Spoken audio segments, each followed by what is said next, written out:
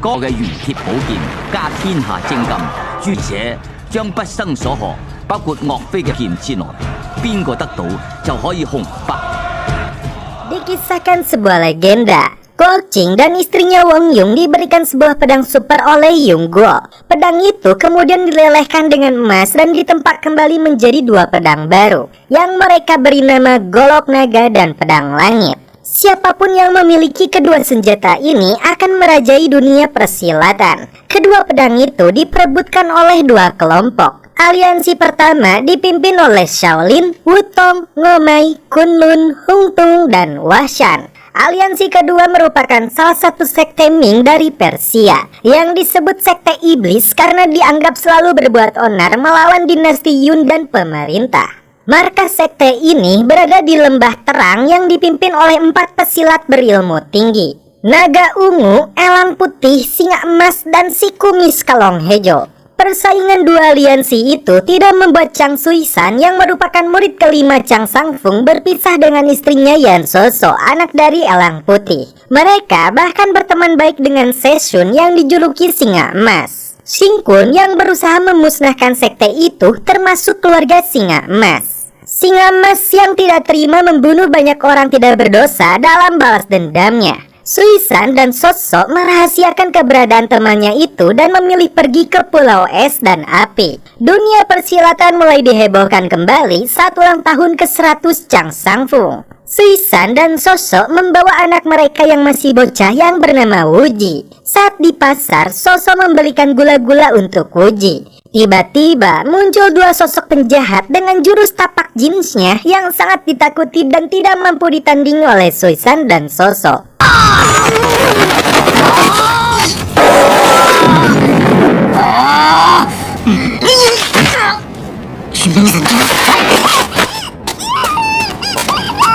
Mereka muncul untuk memaksa Suisan dan Soso menyebutkan lokasi keberadaan singa emas untuk merebut golok naganya. Tak lama kemudian, Guru Chang datang meminta mereka melepaskan Wuji. Hilang kesabaran, Chang langsung bertindak mencengkram salah satunya.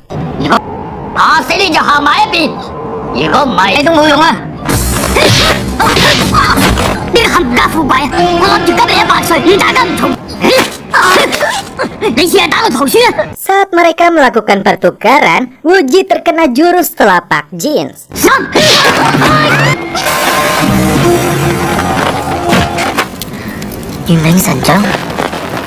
Mereka segera membawanya ke Wutong untuk diobati. Meskipun tenaga ke dalam terus disalurkan Wuji, para guru tidak bisa mengobati luka dalamnya. Tiba-tiba muncul kelompok dunia persilatan untuk meminta Suisan dan Soso mengatakan lokasi keberadaan singa emas. Seorang guru dari Wutong tidak bisa menandingi pedang langit dari si Ece biksu ini.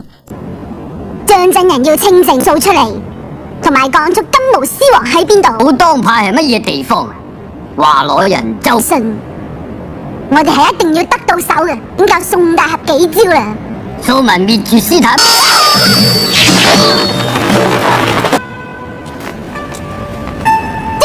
Suisan dan Soso bernasib sama menjadi sasaran serangannya. 佢已經同金毛。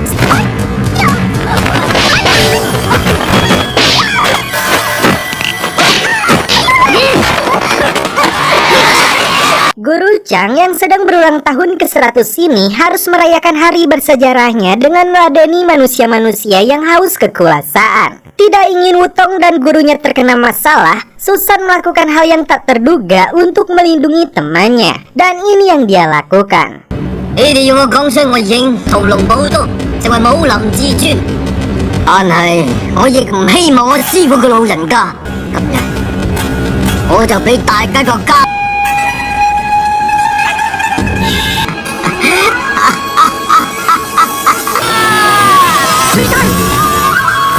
Bunuh diri lebih baik baginya daripada menjadi seorang pengkhianat. Soso menyuruh Wuji untuk melihat wajah-wajah dari orang yang telah menyebabkan kematian ayahnya. Kini satu-satunya yang mengetahui keberadaan singa emas adalah Soso. Dengan cerdiknya, Soso membisikkan lokasi singa emas hanya kepada Biksu Hungman. Alhasil, perguruan lainnya kini memaksa dia untuk memberitahu mereka. Padahal faktanya Soso tidak menyebutkan apapun. Soso berpesan kepada anaknya bahwasanya semakin cantik seorang wanita akan semakin mudah untuk berbohong. Dan saat itu juga Soso memutuskan untuk mengikuti jejak suaminya. Wuji kini seorang diri menjadi anak yatim piatu. Hari-harinya dihabiskan di Wutong untuk bermain suling hingga tumbuh dewasa. Dan inilah aktor utama dalam film ini yang diperankan oleh Jet Li. Dan selama itu pula dia menyimpan sisa 2 butir manisan yang diberikan oleh mendiang ibunya.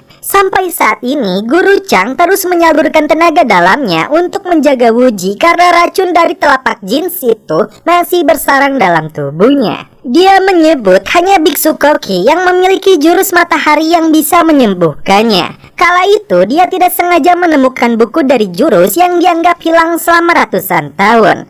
Biksu itu kemudian menantangnya duel. Chang berhasil mengalahkannya karena jurus matahari itu dia pelajari ketika sudah tidak berjakal lagi. Biksu gila itu memilih loncat dari tebing ini. Tak lama kemudian datang utusan dari perguruan Ermeng. Gadis cantik yang bernama Chow Chiyu diutus gurunya untuk mengambil kembali pedang langit yang tempo hari disita oleh Guru Chang. Chingsu, anak dari salah seorang guru Wutang, akan mengajarkan utusan ini beberapa jurus kungfu. Wuji yang sejak bocah tidak bisa berlatih kungfu karena hanya bisa melihat. Saat itulah Chiyu mendekati Wuji. 我諗第日武當掌門之位，放心，點啊？ Chingsu yang tidak menyukai Wuji dipercaya ayahnya untuk memegang Wutang selama mereka bersemedi. Guru besar Chang telah menyiapkan 100 pil untuk diminum Wuji setiap hari. Saat malam hari, Wuji melihat beberapa murid mengintip Chiyu yang akan mandi. Chiyu meminta Wuji untuk menjaganya di dalam kamar. Dan setelah itu mereka pun celepot. Ternyata Chingsu dan Chiyu sengaja menjebak Wuji untuk memperoloknya. Dia langsung dihajar mereka semua. Dengan semampunya Wuji berusaha melawan mereka.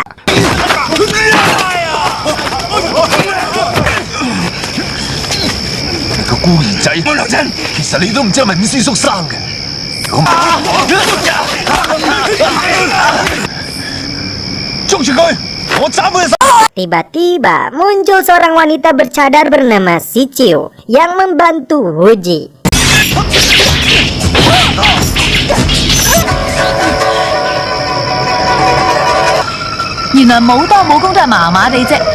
Dia mengaku berasal dari perguruan Ming. Karena Chingsu dan murid Wutong tidak mampu menghadapinya, Chiyu mengeluarkan pedang langit.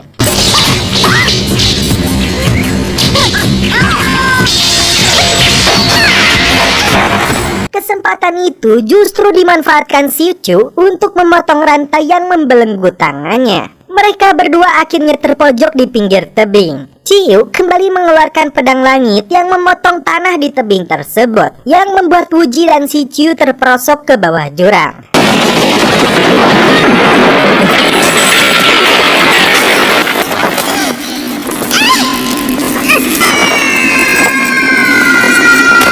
Di dalam jurang itu, Sichu memberi hormat kepada Wuji karena dia adalah cucu dari tuannya, yaitu Elang Putih. Dia mengaku dirantai karena telah melanggar aturan. Karena itu, dia datang ke sini untuk memotong rantainya dengan pedang langit itu. Tiba-tiba muncul sebuah batu besar yang menyerang mereka.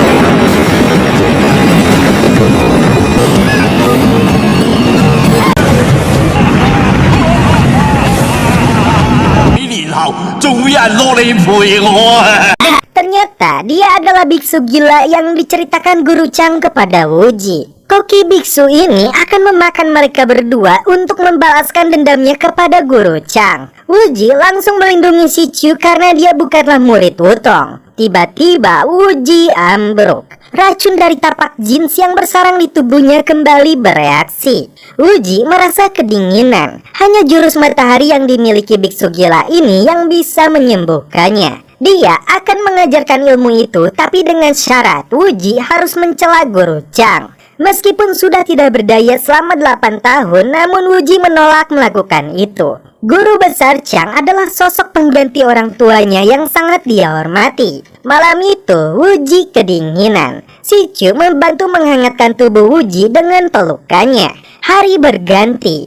Wuji berhasil selamat melewati malam itu karena kehangatan dari Sichu. Biksu gila itu kembali muncul untuk membujuk Wuji. Dia ingin mempunyai seorang murid yang bisa membalas dendam sakit hatinya kepada Wutong. Sichu mengajukan diri untuk berlatih jurus matahari menggantikan Wuji. Biksu gila ini tertawa. Jika wanita yang melakukannya, maka gunung kembarnya akan menghilang. Tumbuh rambut di sekujur tubuhnya dan suaranya berubah ngebas. Wuji tetap menolak, yang membuat biksu ini marah dan memaksa untuk melatihnya.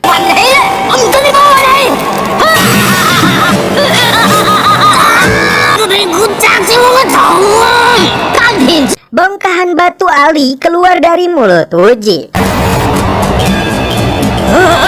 Racun tapak jin yang selama ini bersarang di tubuhnya mulai pulih, dan Wuji telah menyelesaikan tahap ke-1 dari jurus matahari. Kembali ke Wutang, Jingsu mengkambing hitamkan Sichu yang telah membunuh Wuji. Ayahnya geram dan akan membunuhnya. Namun guru besar Chang yang bijaksana mencegahnya. Dia mengikhlaskan kepergian Wuji. Wanita berwajah dua ini membela Jingsu. Kini perhatian mereka tertuju ke dunia persilatan yang ingin menyerbu lembah terang di mana sekte Ming berada. Wuji akhirnya menuntaskan tahap ke-9 dari jurus matahari. Luka dalamnya sudah sembuh dan energinya kini tidak terbatas. Tidak ada yang bisa mengalahkannya lagi. Biksu gila ini kena prank. Wuji tidak pernah membenci guru besar Chang, namun dia tetap berterima kasih kepada biksu gila ini. Kini Wuji menjadi manusia super, bahkan guru biksu gila ini tidak bisa mengalahkannya.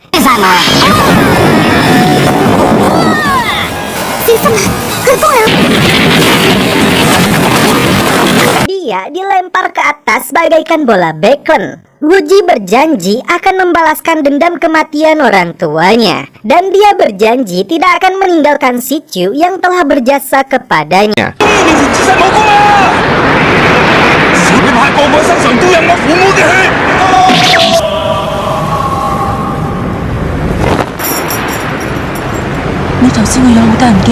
年，任人蝦，任人踩，我唔可以向佢報仇。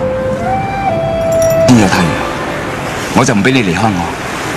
Ketika di pasar, Wuji berniat memegang tangan Sichu, namun ternyata tangan si emak yang dia pegang. Dia membeli gula-gula, teringat kembali saat ibunya membelikan manisan ini. Di kedai itu, mereka mendengar pembicaraan beberapa jawara yang membicarakan penyerangan ke lembah terang. Seorang wanita cantik dan biksu bercadar memberi perintah kepada anak buahnya untuk menghabisi para pendekar ini.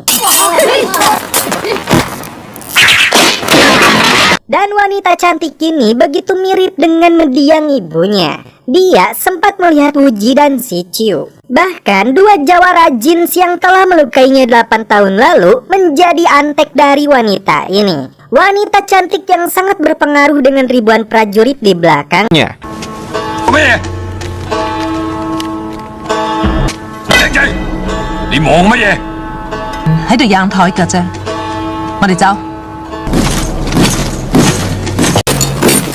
Aliansi yang dipimpin Shaolin melakukan pertemuan untuk membahas rencana serangan ke lembah terang. Mereka khawatir sekte iblis itu menggabungkan kekuatan. Mereka mempunyai rencana untuk memanfaatkan cucu elang putih yang bernama Wuji yang telah meninggal beberapa bulan lalu. Elang putih tidak mengetahui bahwa Wuji telah meninggal. Di antara mereka akan ada yang menyamar menjadi Wuji untuk menyerang elang putih. Wutang tidak setuju dengan rencana ini. Tiba-tiba kelelawar hijau yang menyadap pembicaraan mereka muncul.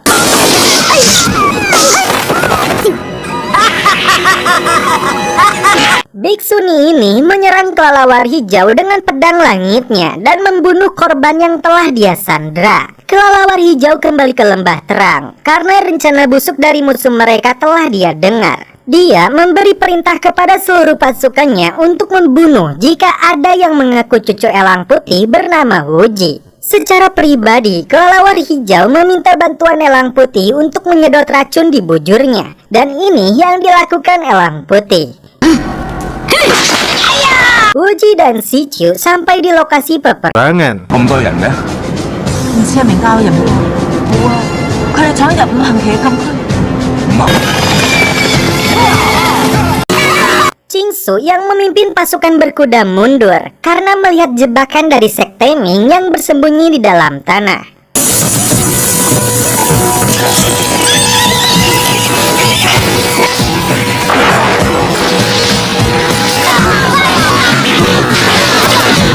Mereka semua ketakutan hingga si biksuni ini turun tangan menggunakan pedang langit.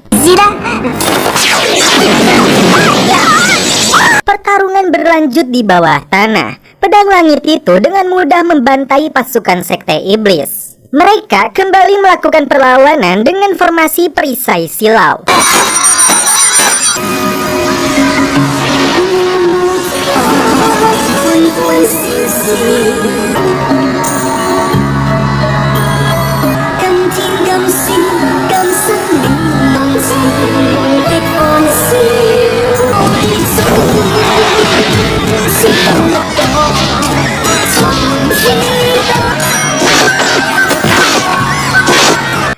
Ciu mencoba menjelaskan kepada mereka bahwa dia adalah Wuji. Namun karena perintah itu, Wuji dijadikan sasaran. Kini mereka berdua terjebak di medan peperangan.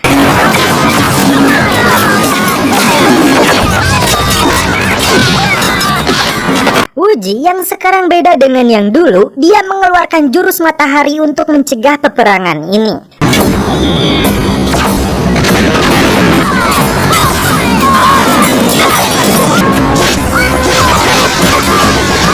Biksuni dan muridnya terkejut. Pendekar ini adalah Wuji, anak dari orang tua yang dia paksa untuk bunuh diri. Dia kini begitu kuat dan sakti mandraguna. Wuji dan Sichu terjebak di zona terlarang sekte Ming. Hanya para ketua yang boleh masuk ke dalamnya. Karena tidak ada pilihan, mereka berdua akhirnya masuk.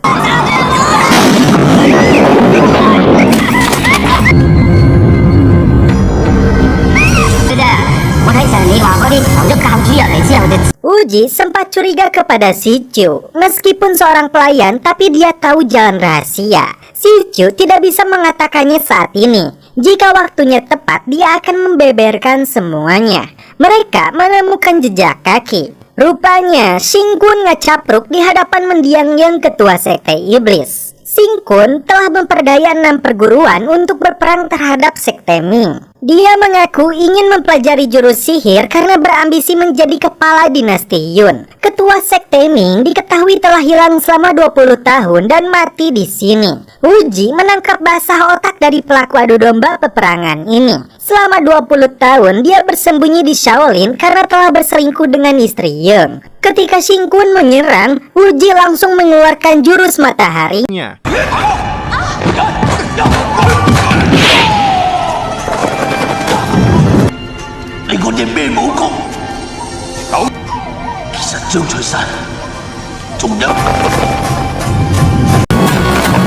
Kini mereka berdua terjebak di ruangan ini. Jurus matahari yang digunakan Wuji tidak berhasil membobol pintunya. Sementara itu, 5 elemen dari perguruan silat telah memasuki markas dari Elang Putih. Saat membaca tulisan dindingnya, Sichu memberi penghormatan kepada ketua Yung.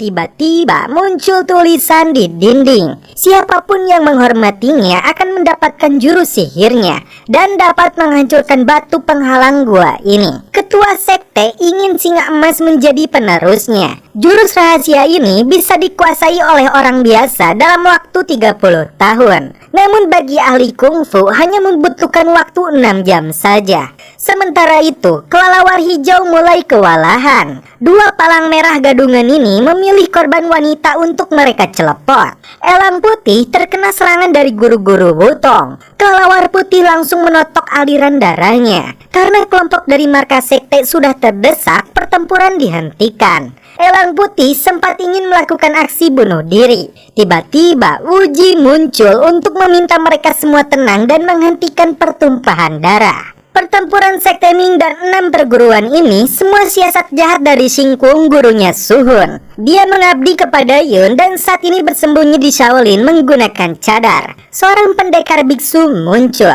Uji dianggap menuduh pamannya Yun Chun. Uji meminta mereka dilepaskan jika dia bisa mengalahkannya.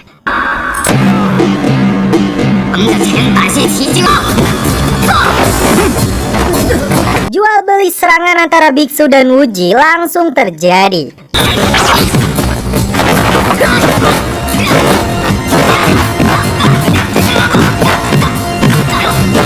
Jurus cakar naga yang digunakannya sangat kuat dan merobohkan tiang beton bagai jurus salam dari Binjai. Biksu ini mulai kewalahan saat Uji mengeluarkan jurus rahasianya. Dan akhirnya Uji berhasil memenangkan pertarungan menggunakan jurus yang sama dengan biksu ini. Giliran biksu ini yang melawan Uji. Dia sempat berpikir untuk membalaskan dendam kematian orang tuanya kepada mereka. Namun Uji berpikir cerdas agar tidak terjebak dalam strategi Xing Kung. Dia langsung mengeluarkan jurus rahasianya untuk mengambil pedang langit itu dan menampar biksu Nikkehead ini. Pedang langit itu langsung digunakan juga untuk memotong rantai di tangan si Ciu. Tadi duga Ciu menusuk tangan Uji dari belakang. Perguruan silat ini sempat ingin menyerang kembali, namun beruntung Wutong menghalangi. Mereka semua akhirnya pergi meninggalkan lokasi ini. Pedang langit itu dititipkan kepada paman gurunya. Kini semua anggota sekte Ming memberi penghormatan kepada Wuji. Setelah Wuji pulih, dia memberi pelajaran kepada 2 PMI gadungan ini. Wuji menemukan paman gurunya telah diracun seorang biksu Shaolin. Akibatnya mereka kehilangan kekuatan kungfunya. Saat dilakukan penelusuran, semua tabib dan obat-obatan telah dibeli oleh 1 orang. Uji bergegas datang ke rumah orang tersebut. Ternyata wanita cantik ini diketahui bernama Cao Min, putri dari Kaisar Yuyang. Dia mengaku telah menyiapkan giok hitam untuknya. Pedang langit terlihat juga berada di tangan wanita ini. Saat wanita ini pergi, kelelawar mengambil pedang langitnya yang ternyata adalah jebakan. Racun keluar dari dalam pedang itu. Mereka tidak kuat lagi melakukan perjalanan akibat dari racun itu. Wuji kembali ke rumah Cao Min untuk meminta penawarnya. Tak mudah bagi Wuji untuk melumpuhkan penjaganya. Cao Min menunjukkan kemampuan jurus kecapinya.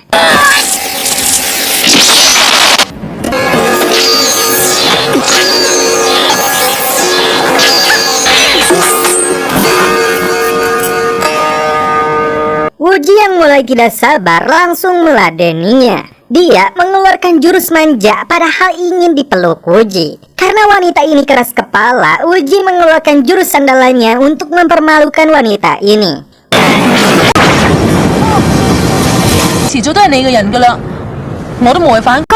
Wanita ini akan memberikan penawar dan giok hitam asal Wuji berjanji 3 hal kepadanya. Di sisi lain, si Ciu yang menjaga kembali disergap Biksuni dan anteknya. Biksuni akan melepaskan mereka semua jika dia berhasil menahan 3 pukulan. Pukulan pertama, si Ciu terluka namun dia langsung bangkit kembali. Saat pukulan kedua, dia terbanting jauh dan makin lemah.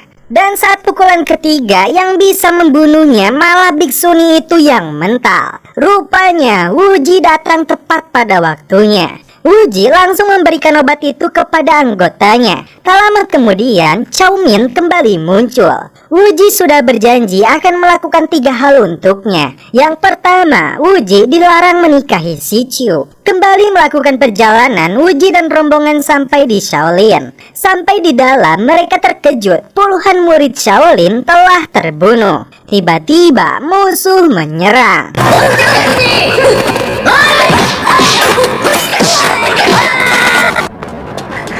Di Wutong, guru besar Chang didatangi murid Shaolin yang ternyata palsu yang akan membunuhnya. Qingsu langsung membunuh biksu gadungan itu dan bersujud meminta maaf kepada guru Chang. Dia mengatakan Wuji masih hidup dan bergabung dengan sekte iblis. Tadi duga dia menusuk kakek gurunya sendiri. Dia telah berkhianat dan bergabung dengan pemerintah. Tiba-tiba muncul komplotan pemerintah ini termasuk 2 jin. Mereka melakukan penyerangan untuk membunuh Guru Chang dan seluruh murid Wutong. Guru Chang langsung meladeninya.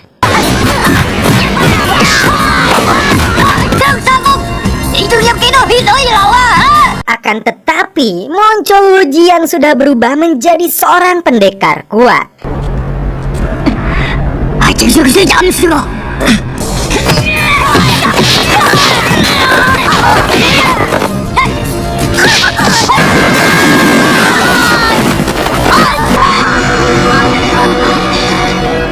Sesuai tipsnya, Wuji masih mempertahankan keperjakaannya hingga saat ini. Wuji benar-benar dibuat marah karena guru yang dia sayangi telah dilukai. Dia langsung mengeluarkan jurus tapak jin seperti 2 aki-aki ini yang dulu pernah melukainya. Pertarungan belum berakhir, Chow Min kembali datang. Dia menyuruh Wuji menepati janjinya. Wuji tidak boleh menggunakan jurus matahari untuk melawan 2 anak buahnya ini. Dalam kondisi kepepet, Guru Chang mengajarkan Wuji jurus dan filsafat dari Tai Chi. Alhasil, Wuji menguasai jurus Tai Chi dan berhasil menghabisi 2 jins ini.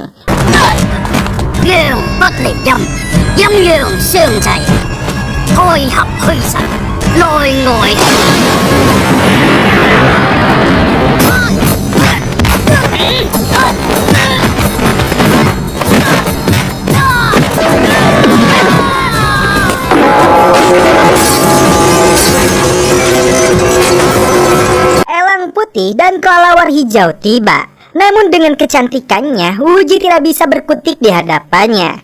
Chow Min pergi dari tempat ini dan Wuji masih memiliki 1 janji lagi kepadanya. Dan hukuman untuk Ching Su dicabut seluruh kekuatan kungfunya. Dan setelah itu...